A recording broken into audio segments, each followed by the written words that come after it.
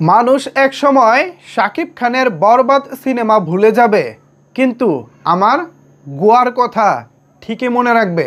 এই গোয়া ভাই সেই গোয়া না, আপনি যেটা ভাবতেছেন, আপনার মাথায় যে থিঙ্কিং করতেছে এটা সেই গোয়া না, এটা হচ্ছে গোয়ার গোয়ার ভাই, গোয়ার গোয়ার গোয়ার রাসেল মিয়ার নতুন সিনেমার নাম গোয়ার।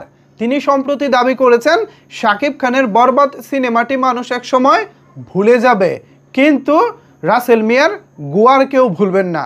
তিনি যখন এই দাবি করতেছেন তখন তারপর অনেক একটি শার্ট দেখতে পাচ্ছেন নিশ্চয়ই আপনারা। এই শার্টটি আবার কোন সিনেমার জানেন? হাস্যকর বিষয়, এই শার্টটিও হচ্ছে শাকিব খানের বরবাদ সিনেমার। এবার চিন্তা করে দেখুন, বেচারা নিজেই শাকিব খানের বরবাদকে ভুলতে পারছে না। শাকিব খানের বরবাদ সিনেমার একটি জনপ্রিয় কস্টিউম যেটা বেশ পপুলার হয়েছে এবং মার্কেটেও এই শার্ট বা কস্টিউমটি প্রচুর বিক্রি হয়েছে, সেই কস্টিউম বা সেই শার্ট পরে রাসেল মিয়া দিচ্ছে এই বক্তব্য।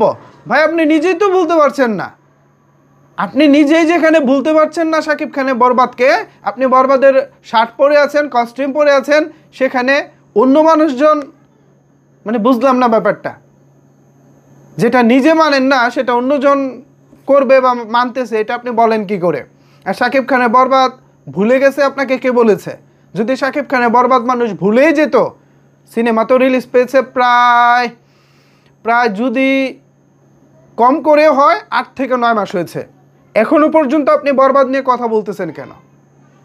নিশ্চয়ই বরবাদ এমন কিছু যার জন্য এখনো বরবাদকে টেনে আনতেছেন।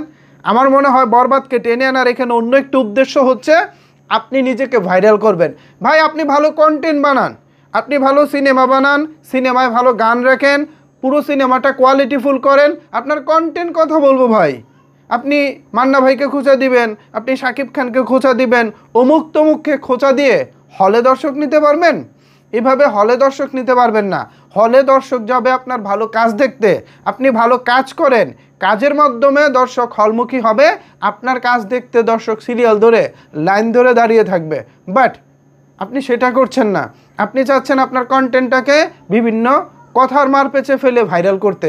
এভাবে ভাই ভাইরাল হয় না। আর যদিও বা ভাইরাল হয়, হলে দর্শক পাবেন না। আর যদিও হলে দর্শক হয়, হল থেকে বের হয়ে যে আপনার কোন গোয়ার দিয়ে কি করবে না করবে সেটা কিন্তু ভাই দর্শক ভালো জানে। সো ভালো কাজ করেন। এখনও পর্যন্ত আপনার গোয়ার সিনেমার ভালো কোনো গান আমার চোখে পড়েনি।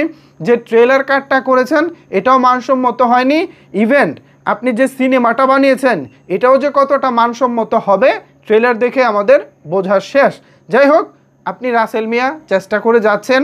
এমনিতেই আমাদের ঢাকায় সিনেমা এখন সিনেমা হয় না বললেই চলে, তারপরেও আপনি আপনার মতো করে চেষ্টা করে যাচ্ছেন, ভালো কাজ করার ট্রাই করতেছেন, আপনার জন্য শুভকামনা। কিন্তু সিনিয়র যারা আর্টিস্ট আছেন, আপনার উপরের থেকে আপনার বড় যারা আছেন, তাদেরকে সম্মানের জায়গাটা দিবেন। তা না হলে কিন্তু দর্শকরা কোন গোয়ার দিয়ে গোয়ার বের করে দিবে এটা ভাই আপনি টেরও পাবেন না। যাই হোক, আপনার জন্য শুভকামনা রইল, আপনার জন্য অনেক অনেক অভিনন্দন রইল। আশা করি আপনার গোয়ার বাংলা চলচ্চিত্রে গোয়ার হয়ে ইতিহাস হয়ে থাকবে। ধন্যবাদ সবাইকে এতক্ষণ আমার সাথে থাকার জন্য।